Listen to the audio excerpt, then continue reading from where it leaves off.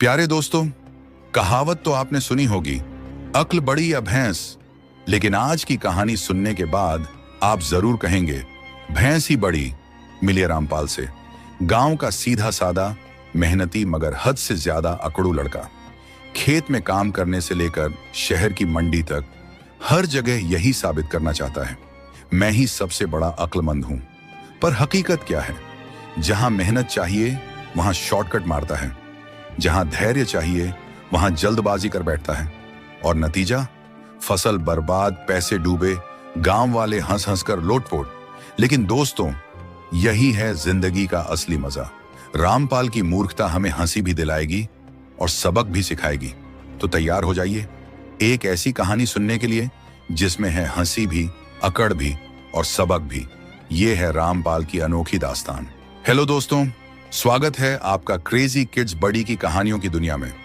अगर आप यहाँ नए हैं तो वीडियो को लाइक और चैनल को सब्सक्राइब जरूर कर लें, क्योंकि यहाँ हर कहानी आपको हंसी भी देगी और सीख भी।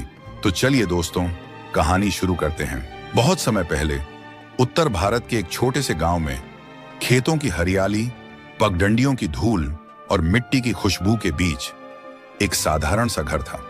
उस घर में 3 लोग रहते थे, रामपाल, उसकी माताजी और उसके पिताजी।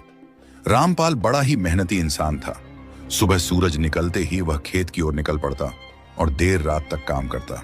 लेकिन रामपाल की एक आदत उसे सबकी नजरों में अलग बनाती थी। वह सोचता था, मैं सबसे ज्यादा समझदार हूं, मेरे जैसा अक्लमंद कोई नहीं। गांव वाले उसकी मेहनत की तारीफ तो करते, मगर उसकी इस झूठी होशियारी पर अक्सर हंसते भी थे। एक दिन सुबह सुबह पक्षियों की चहचहाहट और बैलों की घंटियों की आवाज गूंज रही थी। गांव के लोग अपने अपने काम में लग चुके थे।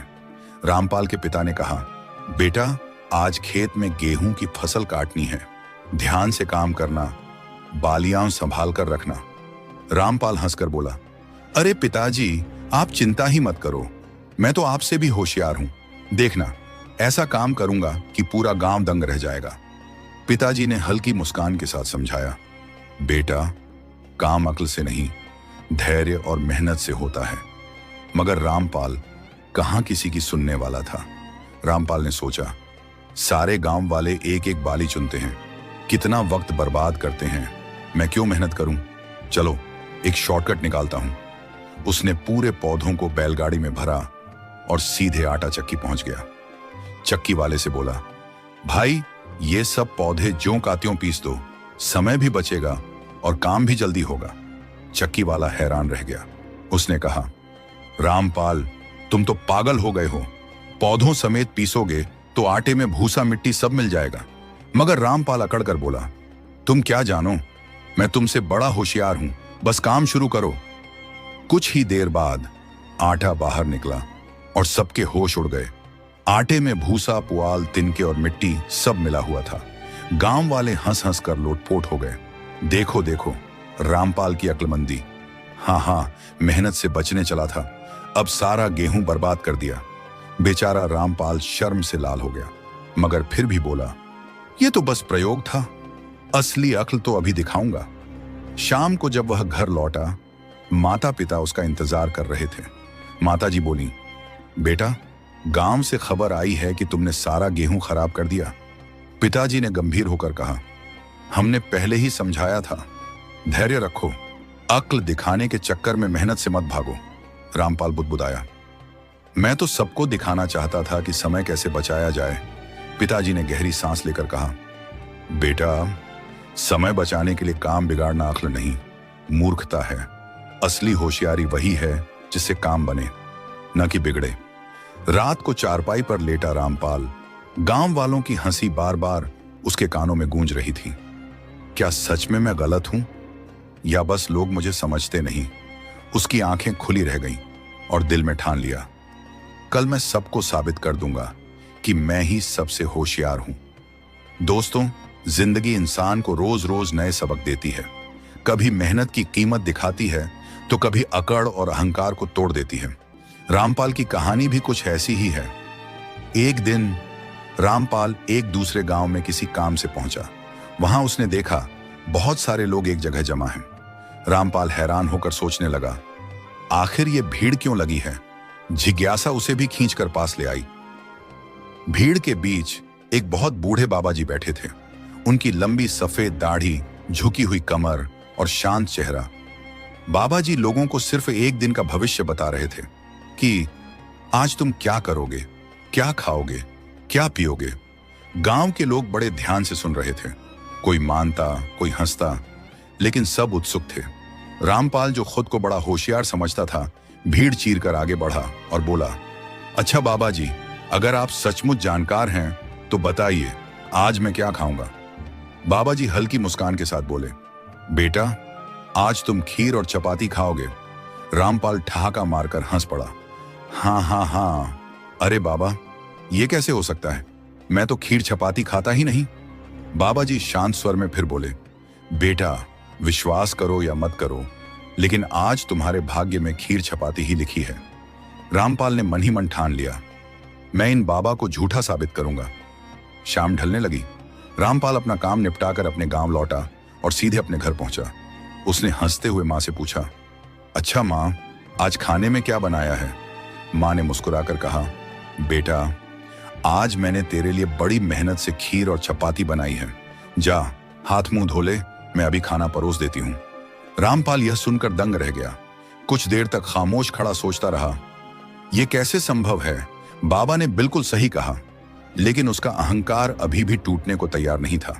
वह बोला, नहीं मां, मैं ये खाना नहीं खाऊंगा, मैं बाबा को झूठा साबित करूंगा। और फिर वह बिना खाए खेत की ओर निकल गया। रामपाल खेत में काम में जुट गया। कुछ देर बाद उसकी मां एक डिब्बा लेकर खेत आई। डिब्बे में वही खीर और चपाती। मां बोली, शायद बेटा काम में व्यस्त है, भूखा होगा, चलो मैं खाना यहीं पेड़ के नीचे रख देती हूं, जब लौटेगा देख लेगा और खा लेगा। मां चुपचाप लौट गई और डिब्बा वहीं पेड़ के नीचे रह गया। रामपाल ने सब देखा, लेकिन हट्ठी मन से सोचा, नहीं, मैं ये नहीं खाऊंगा, बाबा को गलत साबित करना ही होगा। इसी बीच वहां 3 चोर आ पहुंचे। वे चोरी करके कुछ सामान लेकर लौट रहे थे। पेड़ के नीचे रखा डिब्बा देखकर एक चोर बोला, अरे देखो, कोई खाना रख गया है। तीनों चोर डिब्बे की ओर बढ़े। तभी उनके और साथी भी वहां आ धमके। झगड़ा होने लगा। 3 चोर सामान समेटकर भाग निकले, लेकिन 2 नए चोर वहीं रह गए। उन दोनों ने डिब्बा उठाया और खोला। अंदर से भाप उड़ती स्वादिष्ट खीर और चपाती दिखी। दोनों के मुंह में पानी भर आया, लेकिन उन्हें शक हुआ, कहीं ये वही चोर अपने लिए खाना छोड़कर तो नहीं गए, क्या पता इसमें जहर हो। तभी एक चोर की निगाह ऊपर पेड़ पर पड़ी। रामपाल डर के मारे ऊपर छिपा बैठा था। चोर चिल्लाया, ए नीचे उतर, वरना मैं ऊपर आकर खींच लाऊंगा। रामपाल थर थर कांपने लगा। डरते डरते वह पेड़ से नीचे उतरा। चोरों ने उसे घेर लिया और बोले, चल ये खीर चपाती तू ही खा, अगर जहर है तो तुझे लगेगा, और अगर नहीं है तो हम भी खा लेंगे। रामपाल ने हाथ जोड़कर कहा, नहीं नहीं, मैं ये खाना नहीं खा सकता।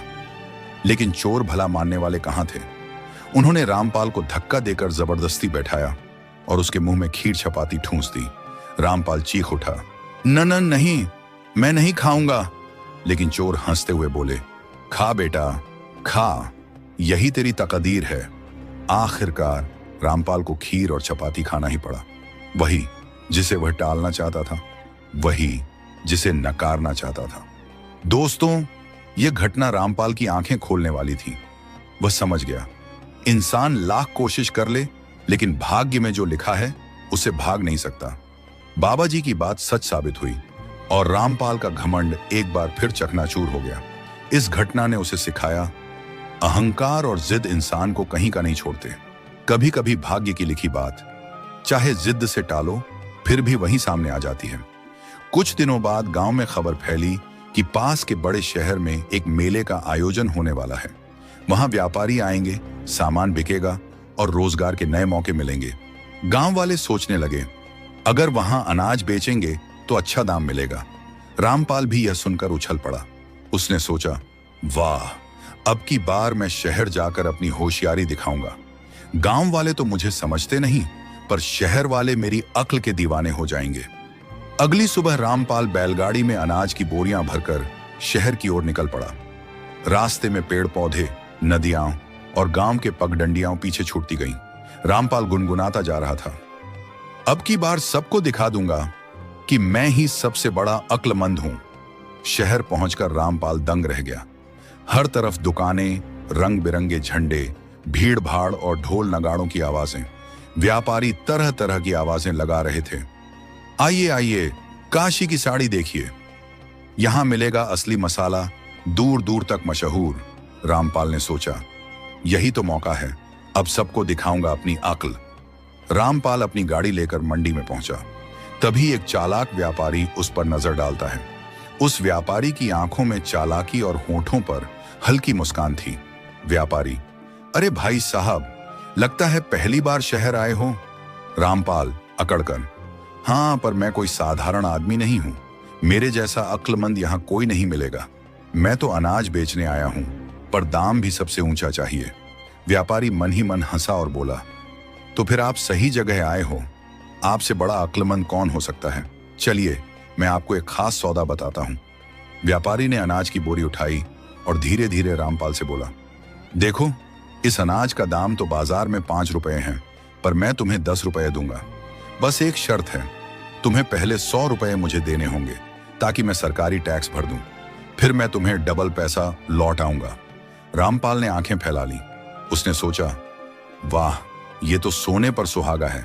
बाकी लोग तो 5 रुपए पाएंगे और मैं 10 रुपए। देखा, यही होती है असली अक्लमंदी। उसने तुरंत 100 रुपए व्यापारी को दे दिए। व्यापारी बोरी लेकर मुस्कुराया और धीरे धीरे भीड़ में गायब हो गया। कुछ देर बाद रामपाल इंतजार करता रहा। घंटा बीता, 2 घंटे बीते, व्यापारी वापस न आया। रामपाल को समझ आया, अरे, ये तो मेरे साथ धोखा हो गया। भीड़ में खड़े लोग हंसने लगे। अरे देखो, गांव का सीधा सादा आदमी ठग लिया गया। अक्लमंद बनने चला था, अब रो रहा है। रामपाल का सिर झुक गया। उसकी आंखों में आंसू थे। शाम को रामपाल थका हारा और उदास होकर गांव लौटा। घर पहुंचते ही माता पिता ने हाल पूछा। माता जी चिंता से, बेटा क्या हुआ, तू इतना उदास क्यों है। रामपाल रोते हुए बोला, मां, मुझे शहर में ठग लिया गया। मैं सोचता रहा कि मैं सबसे होशियार हूं, पर सच तो यह है कि मैं सबसे बड़ा मूर्ख साबित हुआ। पिताजी ने गहरी सांस लेकर कहा, बेटा, अक्ल और लालच कभी साथ नहीं चलते। अगर तूने मेहनत से अनाज बेचा होता तो थोड़ा कम कमाता, पर ठगता नहीं। तेरी झूठी होशियारी ही तेरी दुश्मन है। रात को रामपाल चारपाई पर लेटा रहा। हवा में पेड़ों की सरसराहट थी। उसने सोचा, क्या सच में मेरी अक्ल मुझे बर्बाद कर रही है, या मैं अभी भी सबको साबित कर सकता हूं। उसकी आंखों से नींद उड़ चुकी थी। वह धीरे से बोला, नहीं, मैं हार मानने वाला नहीं। अब की बार मैं ऐसी होशियारी दिखाऊंगा कि सब दंग रह जाएंगे। अगले दिन गांव का चौपाल सजा। लोग आपस में रामपाल की चर्चा कर रहे थे। किसी ने कहा, यह लड़का कभी नहीं सुधरेगा। दूसरा बोला, चलो देखते हैं अगली बार क्या तमाशा करता है। तभी वहां रामपाल आ पहुंचा। उसकी आंखों में आग थी और चाल में अकड़। उसने ऊंची आवाज में कहा, गांव वालों, तुम सबने मेरी हंसी उड़ाई, लेकिन अब मैं तुम्हें दिखाकर रहूंगा कि असली होशियार कौन है। मैं इस बार अपनी खेती में इतनी फसल उगाऊंगा कि सबकी जुबानें बंद हो जाएं। गांव में खुसर पुसर शुरू हो गई। किसी ने कहा, फिर वही शेख ही। दूसरा बोला, चलो इस बार देखते हैं ये क्या कारनामा करता है। सरपंच ने सख्त लहजे में कहा, रामपाल, अगर तू वाकई इतना अक्लमंद है तो अगले महीने की पंचायत में अपनी फसल सबके सामने दिखाना, और अगर असफल रहा तो मान ले कि तू सिर्फ दिखावे का होशियार है। रामपाल ने छाती ठोकते हुए कहा, ठीक है सरपंच जी, ये चुनौती मुझे मंजूर है। अब शुरू हुई रामपाल की नई कहानी। वह खेत में सुबह से रात तक लगा रहता, लेकिन मेहनत करने के बजाय शॉर्टकट ढूंढता। कभी अजीब सी दवाइयां डाल देता, कभी बेकार की खाद छिड़क देता, कभी पौधों पर पानी जरूरत से ज्यादा बहा देता। गांव वाले दूर से देखते और हंसते, ये पक्का फिर गड़बड़ करेगा, इसकी अक्ल तो हमेशा उल्टी ही चलती है। रामपाल गुस्से में दांत पीसता और कहता, रुको, आखिरी वक्त में मेरी फसल देखकर सबके होश उड़ जाएंगे। दिन बीतते गए और धीरे धीरे उसकी फसल में अजीब असर दिखने लगा। कुछ पौधे तो बहुत जल्दी बढ़े, लेकिन बहुत से पौधे सूखने लगे। जहां तहां खेत में सूखी बालियां और जंगली घास फैलने लगी। गांव वाले हंसी उड़ाते, वाह रामपाल, यही है तेरी अक्लमंदी। आधा खेत तो बर्बाद हो गया।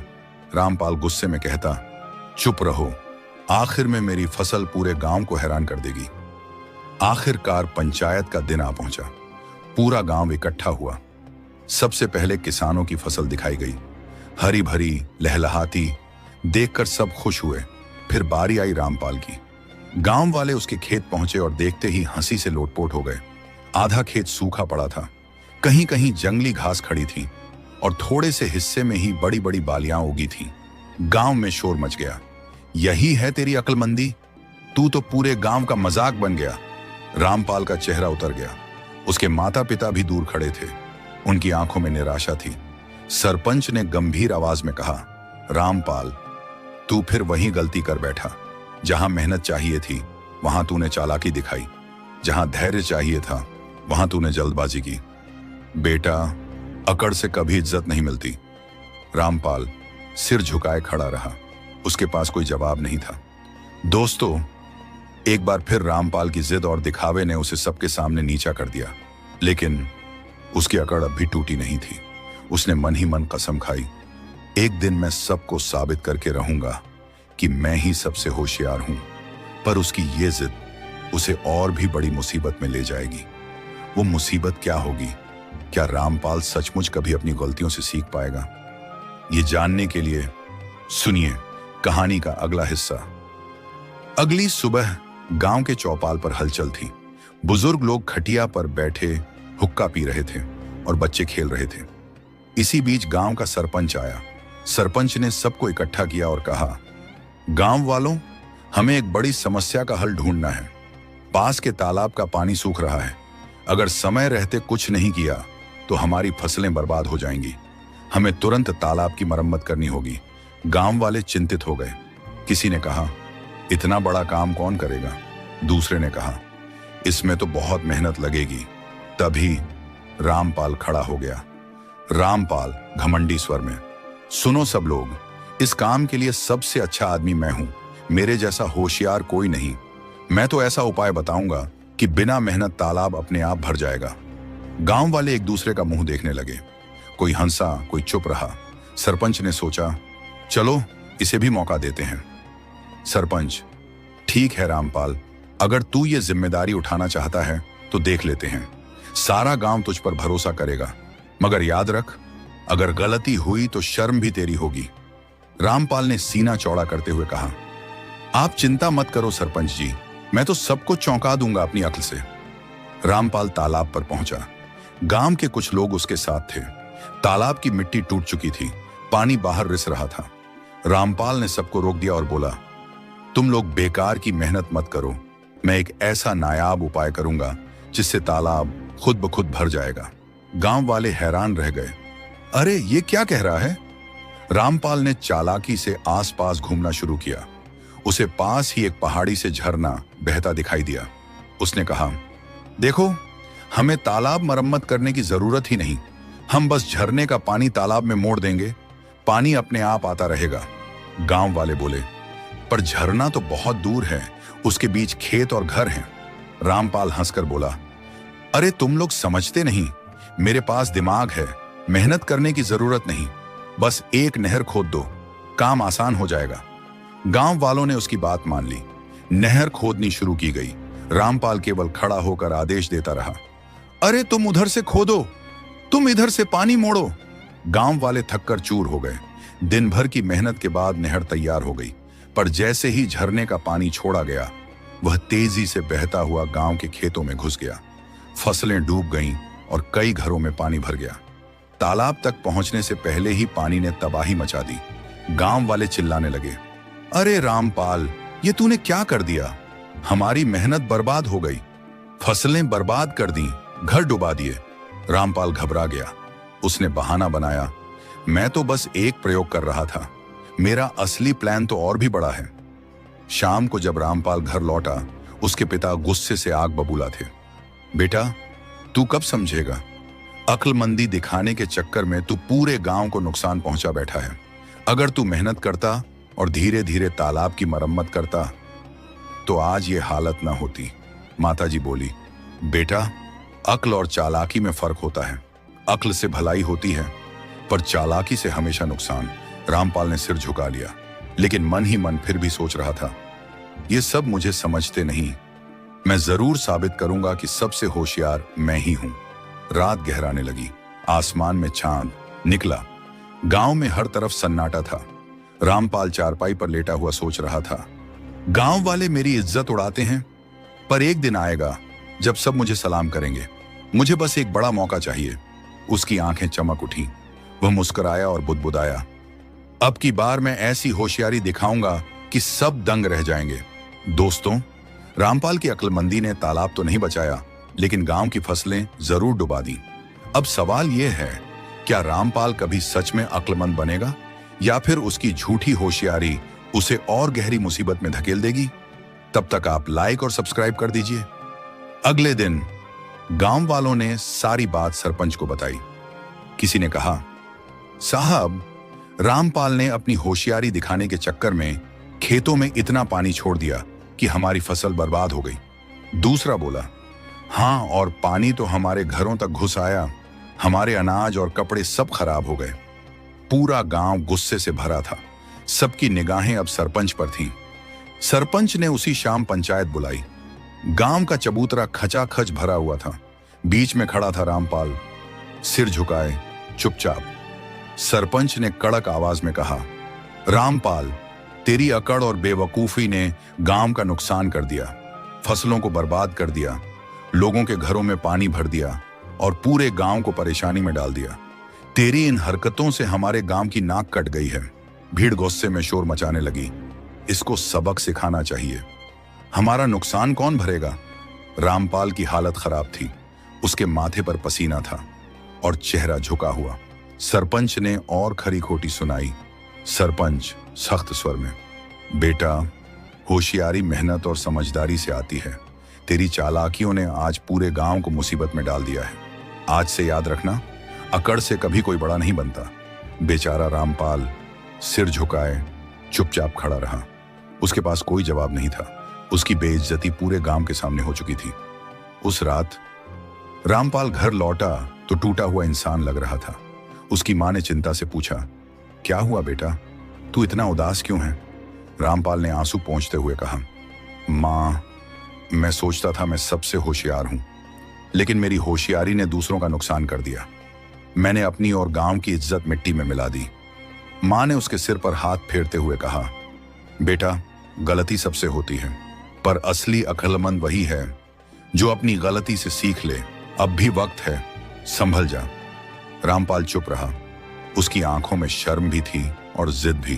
दोस्तों, गांव वालों का गुस्सा, सरपंच की डांट और मां की सीख, सब सुनने के बाद भी रामपाल का दिल बेचैन है। अब सवाल यह है, क्या वो सच में अपनी किस्मत बदल पाएगा? जवाब छुपा है अगले भाग में, पर उसे देखने के लिए वीडियो को लाइक कीजिए, शेयर कीजिए और आपके अपने क्रेजी किड्स बडी चैनल को सब्सक्राइब करना मत भूलिए। बेल आइकॉन दबाइए ताकि रामपाल की कहानी का अगला हिस्सा सबसे पहले पहुंचे आप तक। तब तक अपना और अपनों का ख्याल रखिए। धन्यवाद।